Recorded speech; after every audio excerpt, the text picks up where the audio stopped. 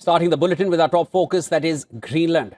US President Donald Trump has made his intentions clear time and again. He's again reiterated that he wants Greenland.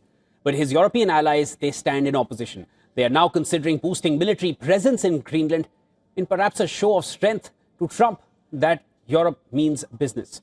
Well, Bloomberg News has reported that a group of European countries led by Britain and Germany is in fact discussing plans to boost their military presence in Greenland and the entire region. The Arctic Sentry mission could be modelled on NATO's Baltic Sentry operation, which started last year. This Bloomberg report, citing people familiar with the plan, said that Germany will propose setting up a joint NATO mission to protect the Arctic region. Trump has said that the US needs to own Greenland to prevent Russia or China from occupying it in the future. He has repeatedly said that Russian and Chinese vessels are operating near Greenland. Denmark's Prime Minister on Sunday said her country faces a decisive moment in its diplomatic battle with the United States over Greenland. During a debate with other Danish political leaders, Prime Minister Frederiksen said that the stakes go beyond the immediate issue of Greenland's future.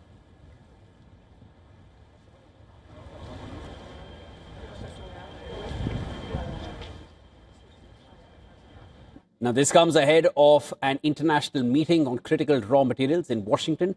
Germany and Sweden have backed Denmark against Trump's latest claims to the self-governing Danish territory. Swedish Prime Minister Kristersson condemned US threatening rhetoric. And Kristersson said a US takeover of Greenland, which is rich in minerals, would be a violation of international law. Germany also reiterated its support for Denmark and Greenland. German Foreign Minister Johann Wertvoll said that the future of Greenland must be decided by the people of Greenland and Denmark. Neue Rivalitäten kommen hinzu, so etwa China. New rivalries are emerging, such as China, which is becoming increasingly involved in the Arctic. It is therefore clear that security in the Arctic is becoming increasingly important. It is in our common NATO interest. The legitimate security interests of all NATO allies, as well as those of the people here in the region, must therefore be discussed together. This naturally includes Greenland and its people as a semi-autonomous part of Denmark, who must have the most important and final say here. Letzte Wort hier haben müssen. European nations have scrambled to coordinate a response after the White House said this week that Trump wanted to buy Greenland and refused to rule out military action. Then on Tuesday, leaders of 7 European countries, including France, Britain, Germany and Italy, they signed a letter. It was a joint statement saying that it is only for Denmark and Greenland to decide the territory's future. Meanwhile, NATO's Supreme Allied Commander has said that there was no immediate threat to NATO territory, but added that the Arctic's strategic importance was growing fast. General Alexis Grenkovich confirmed that Russian and Chinese vessels had been seen patrolling together on Russia's northern coast and near Alaska and Canada. The ice recedes and there's more and more access up there. We certainly see Russia and China working together. We have had Chinese vessels patrolling with Russia, not only on the north coast of Russia, but also north of Alaska and near Canada. Like I mentioned in my remarks, it's not for peaceful purposes. They're not studying the seals and the polar bears. They're out there doing bathymetric surveys and trying to figure out how they can counter NATO capabilities on and under the sea. So that's something that could grow very quickly, and we need to be mindful of it and ready for it. All right, to get more insights on this, we're now being joined by Dr. Volker Stanzel. He's the former German ambassador to China and a senior distinguished fellow at the German Institute for International and Security Affairs. Ambassador Stanzel, always a pleasure speaking with you. Thank you so much for joining us.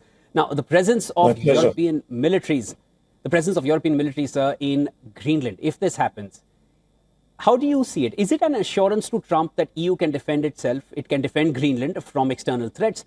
Or is it a message to Trump that if there is a US military intervention, he'll face allied NATO troops? Well, first of all, NATO is taking care of the territory of all its member states.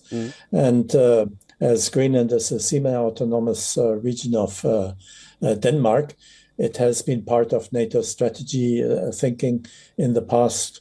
And that has led to a reduction of the number of troops on the island. Until the late 1990s, there were about 10,000 US troops on Greenland. And now they have shrunk to about 600 because obviously the security threats have not been considered to make it necessary to increase the number of troops. If now there are arguments that there should be more, then this is a case for NATO to discuss. And as you have quoted the German foreign minister, as he has said on his trip to Iceland, of course, and then this will be a matter for all NATO member states to take care of, mainly, of course, for the northern ones, including Germany, certainly, and certainly as a close neighbor for the United States.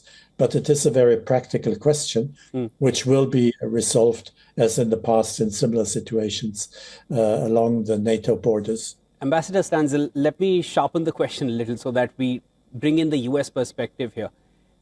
If there are NATO troops, like is being reported in certain areas, if they are positioned, if it's bolstered, that military presence in Greenland, is that a message to Russia and China, or is that a message to US? First of all, it's a message for the United States. The Russians and the Chinese have understood the message given to them in the past when frigates from NATO countries patrolled the Arctic waters, looking very much at Russian and Chinese exploration of the same seas. But now, with the way the US president is talking about, we have to own Greenland, we want to buy it. Of course, to put troops on Greenland, this is a message to the United States. This message says we can take care of the security of Greenland, and if the United States wants to join the whole enterprise, of course, it is welcome to do so, as it was welcome in the past, until, as I said, the late 1990s. But I suspect you want to focus much more on Trump himself and what he wants. And, well, we see the way Donald Trump conducts foreign affairs, that he's very close to, let's say, imperialist foreign policies of the 19th centuries. And that is, of course, something that worries European countries, that worries America's NATO partners, and worries the economic partners of the United States. And that has to be dealt with as well. Now, it is not the first time that Donald Trump has argued on various issues in the same way that resemble past imperialist language. But in the past, it has always been possible to discuss that openly with Donald Trump. Ambassador Stanzel, just a second. Yeah, Look at the Ukraine example, where it was always possible to find a resolution to the seemingly conflict between the United States and EU and NATO countries. It will be possible in the future too. Sorry. I hear your point. I hear your point. Ambassador Stanzel, now, if I were to just understand from you, do you see Greenland becoming a theater of war with the kind of rhetoric that's coming in from Donald Trump? He's saying we're going to do it easy way or the hard way. It has to be done. It has to be done time and again, every single day. Are these going beyond poke tactics, or is this actually going to be something that we're going to see on the ground? Frankly speaking, I think this is what Donald Trump wants Europeans to believe. He wants to instill fear and in that way get what he wants, which is sovereignty over Greenland. I think, however, with the experience Europeans have with Donald Trump in the past, I just referred to the Ukrainian discussion, we have made the experience, we have learned that it is always possible to talk with Donald Trump at length, maybe, but to come to a resolution that is more or less satisfactory. And again, Ukraine is a very good example.